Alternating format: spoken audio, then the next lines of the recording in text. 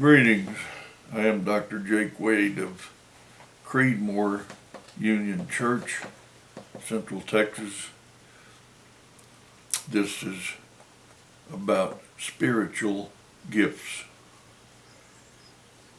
There's a misconception, there's understood teaching from wrong word forms and being what I'm called a wordsmith by some.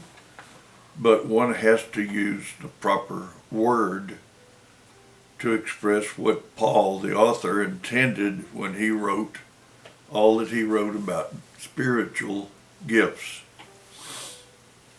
If one researches this, there's a number of gifts in the Bible, and they're the ones in the Old and New Testament that are bringing something to the Lord, that are tithes or offerings, that kind of gift. There are the gifts of helping someone and the blessings that go with that. Those are not the same as what we're talking about today. The spiritual gifts are the noun form of charisma. The Greek word is charisma, and it is in all of that which Paul wrote when he talked about spiritual gifts. There have been those that, because of the unfortunate way that they couched the presentation in the King James Version, they called it the gifts of the Holy Spirit, and that they are. You can't get them without the Holy Spirit providing them. But they are not offices in the church. They are not particular tools to be used outwardly. They are that which is going to contribute to the individual's call and serving the Lord and being spiritually equipped to do so. One of the things that goes with spiritual gifts is holy discernment or spiritual discernment. If a man is not established by the knowledge of God, the power of the enemy strikes him, preoccupies him with worldly concerns, worldly advantage, and appetites that are not spiritual. And if you go to Romans 8, it very clearly starts tearing apart spiritual from physical, and many places it says the spiritual can understand the spiritual, but not the physical, and the physical doesn't understand the spiritual because the physical understands physical. So as we go to charisma, when he says you have been given by the Holy Spirit a set of tools, and let me read this statement that I wrote in the part that I laid out on this. It's available if you want to get a copy. Nowhere does Paul say that there is only one gift per person. What is intended to be understood is that these are all spiritual tools for the use in functioning in a called position, office, service position, whatever, called by God. When he calls you to do something, he will give you the spiritual tools to spiritually equip you to do that which he's called you to do. Duh. That's kind of logical.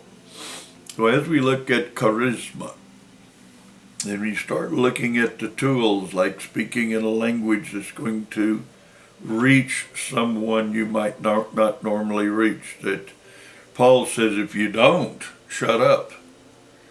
If you tend to turn anybody off, if you, by your commentary and your attempt to seem holy or academic, turn anybody off that might be willing to and ready to turn their heart to the Lord.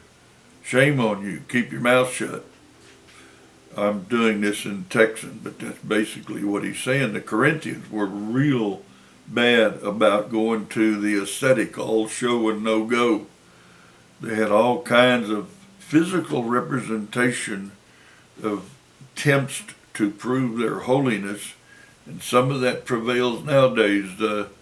Some of the antics that you see in especially Pentecostal and some Baptist churches, you see the manifestation of the Holy Spirit. Well, he doesn't need us to be manifested. He manifests his thing at his time, his way.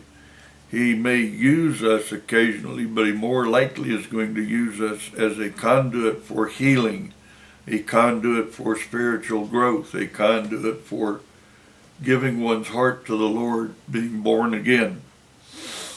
That being said, the charisma that Paul speaks of all has to do with ending up some way or another in the family of God, in the kingdom of heaven that's already on this earth, Luke 17:21. It's within us. And now that it is awakened, we need the gifts or the things provided by the Holy Spirit as tools to work in his kingdom wherever we're called. If it is pastor, we're going to be given unusual abilities in management and patience, and it goes on and on. The various places a teacher needs to be able to constantly study and be ahead of their students. The deacon needs to keep the church running, not run the church, but do those things the pastor might have to do in his management because it was necessary, like mowing the yard and making coffee, and there's a whole list of those things. These can be considered callings of God, and a spiritual tool might be caring for others, an exceptional amount of caring for others, a bit of administration. There's a lot of labels you can put on it, and nobody has just one tool.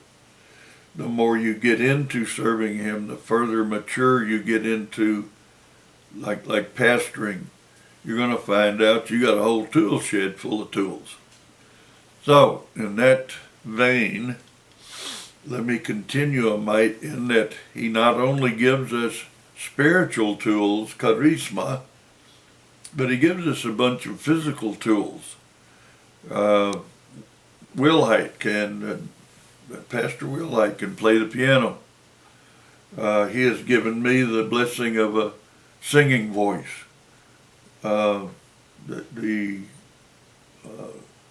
There's others that have talents, human, physical, earthly talents, that facilitate the functioning in some of these spiritually called positions. And I'm going to kind of leave it there and not get into, I'm writing a book or a pamphlet on this because it seems something that is so ill-prepared, ill-taught, erroneously presented, that I think it requires a whole lot of commentary. So that's something I'm working on and will be available soon. And my lovely wife Kay will probably produce copies for everybody. And we're going to be looking at applying that in our congregation, that maybe we get a better understanding as to spiritual gifts and the tools, talent-wise, that he gives us to operate with.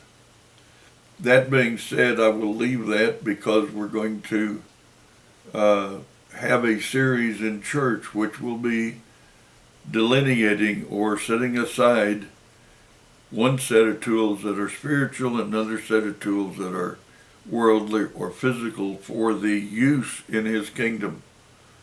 And it's very important that we figure those out and not misconstrue that which is intended for one to be something that's something else.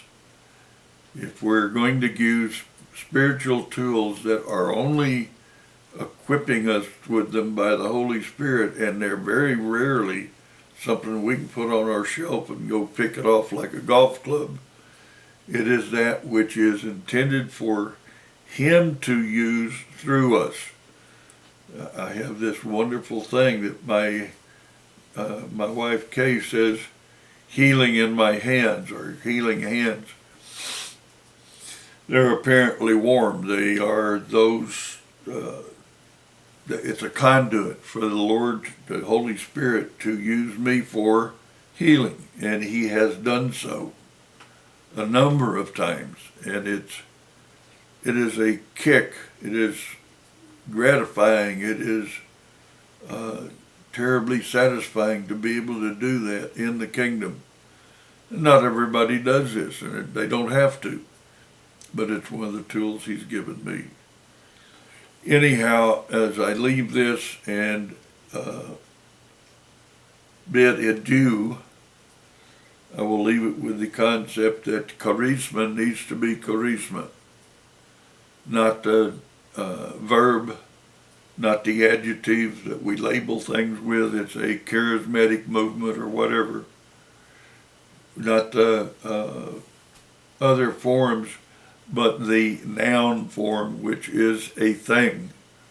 It is a thing of the Holy Spirit, by the Holy Spirit, and designated for the Holy Spirit through us, temporarily for the most part, when it is required. And with that I say, God bless, and may Jesus bless everyone who hears this.